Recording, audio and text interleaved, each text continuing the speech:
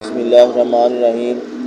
حضور اقدس صلی اللہ علیہ وآلہ وسلم کا ارشاد ہے کہ اللہ جل شانہ نے دولت مندوں پر ان کے مالوں میں اتنی مقدار کو فرض کر دیا ہے جو ان کے فقراء کو کافی ہے، اور نہیں مشقت میں ڈالتی فقراء کو جب کہ وہ بھوکے یا ننگے ہوں، مگر صرف یہ بات کہ ان کے غنی اپنے فریضہ کو روکتے ہیں، یعنی پورا ادا نہیں کرتے۔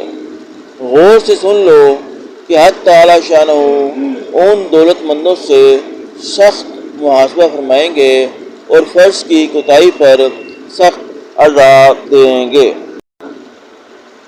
حاصل یہ ہے کہ حق تعالی شانہ نے اپنے علام الغیوب میں ہونے کی وجہ سے زکوٰۃ کی جو مقدار فرض فرما دی ہے وہ یقیناً اتنی کافی مقدار ہے کہ اگر لوگ اس کو پورا ادا کرتے رہیں اور رسول سے ادا کرتے رہیں تو کوئی شخص بھوکا یا ننگا نہیں رہ سکتا، اور یہ بالکل ظاہری اور یقینی چیز ہے۔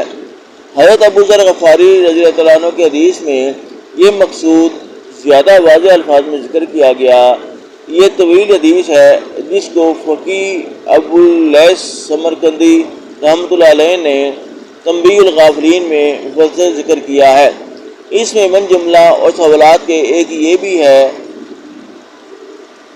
میں نے عرض کیا یا نبی اللہ، آپ نے زکوٰۃ کا حکم فرمایا، زکوٰۃ کیا ہے؟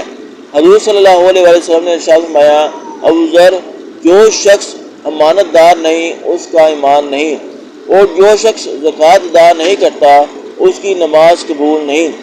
حق تعالی شانہ نے غنی لوگوں پر ان کے مالوں کی زکوٰۃ اتنی مقدار میں واجب کر دی ہے جو ان کے فقراء کو کافی ہو جائے۔